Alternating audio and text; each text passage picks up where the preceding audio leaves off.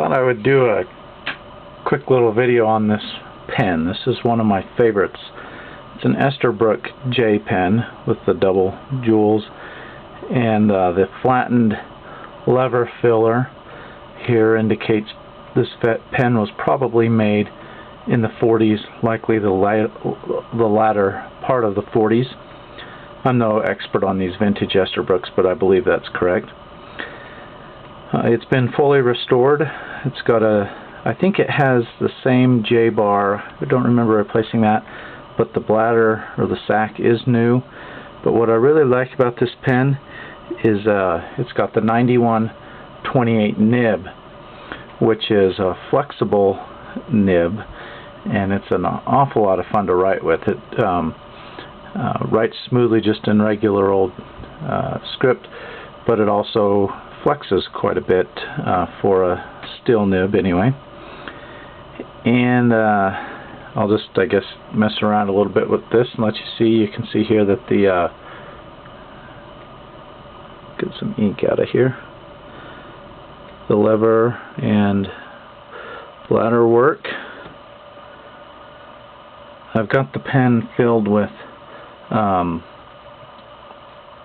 X-Feather from Noodlers is what I have in there, and this paper is something I just bought. I thought I'd try it with fountain pens. It's from Boise Cascade. It's called X9, and I would say it's a pretty decent paper. There's shadow through on the other side and bleed through on thick stuff. Like this will bleed right through, as will the flexing portion of this, but just regular script shadows a little bit. So I don't know that it would be suitable for writing on both sides with, but it is a fairly inexpensive paper and it works. Not a lot of feathering, at least with the inks I've tried on it so far.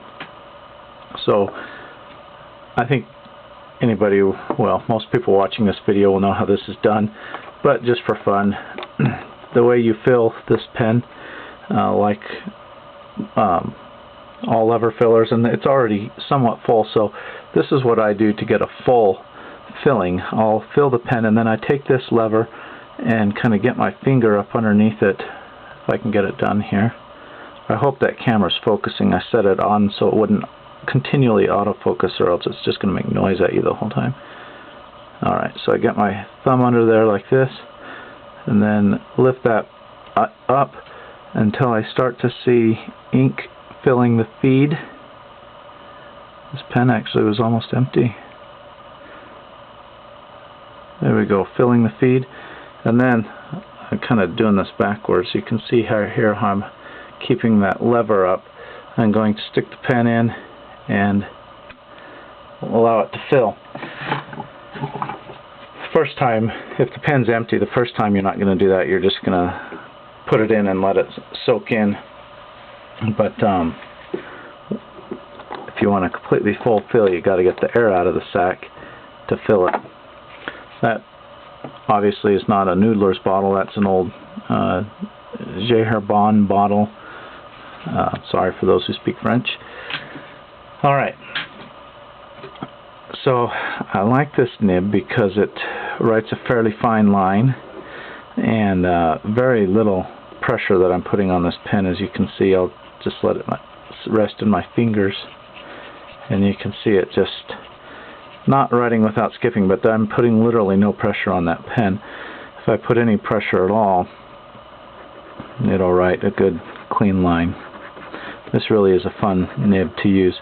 It'll write fairly smooth in that direction. As I push up, there is some scratchiness, as you might expect from such a fine nib, but the draw stroke and the side to sides are pretty clean.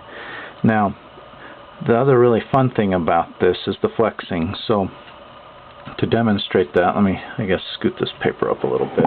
Try to get some clean sheet there.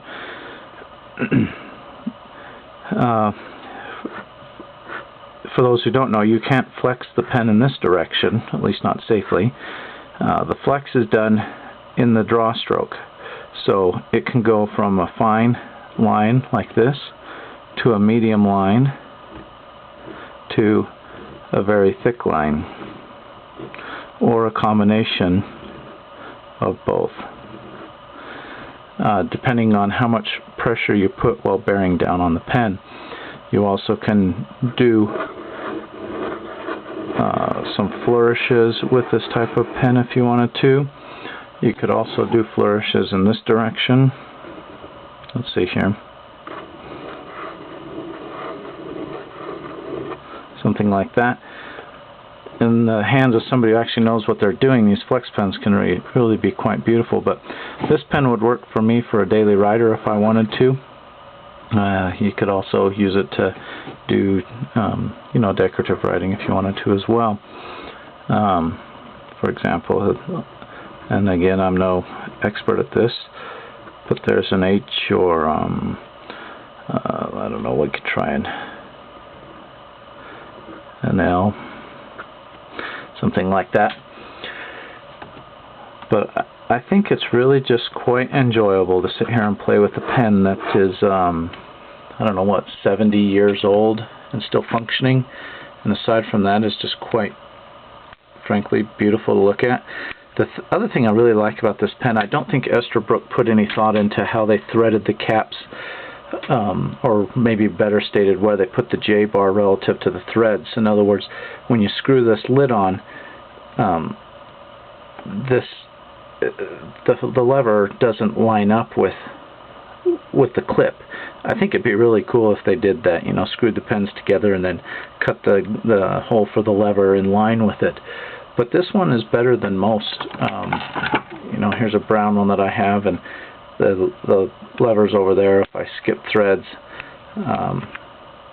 it ends up over there. I can never get that lever kind of in line, which is one of the fun things about having these old vintage pens, is just this whole concept of having a lever fill there, and just the decorative look is just really nice.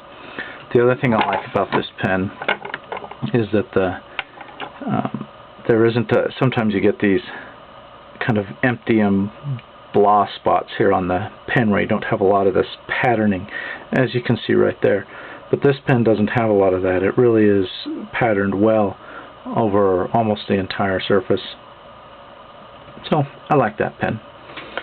So there you go. I guess I'll show you. I don't remember which nib I have in what pen. That's not even an Esterbrook nib in that one. To put this into comparison, this is a 2968. I think that's a medium nib if I remember right. I guess it's a little bit thicker than that. And this ink, actually, I bought an old vintage Schaefer script inkwell, and I noticed that the ink down in there was a little bit of really thick ink in the bottom of it, and I put water in to rinse out this bottle, and it turned green, and I thought, oh, I think I'll just keep that ink. So that ink there's probably, I don't know, 50 plus years old as well. I don't know when those bottles were made, but quite some time back. So who knew, right? Well, there you go. I hope you enjoyed that. I think anybody watching this is going to be a pen person and is going to like it anyway. But there you go, an old vintage Esterbrook with the flexible nib on it, and it's a lot of fun. I recommend you get one of them if you can find it. Thank you.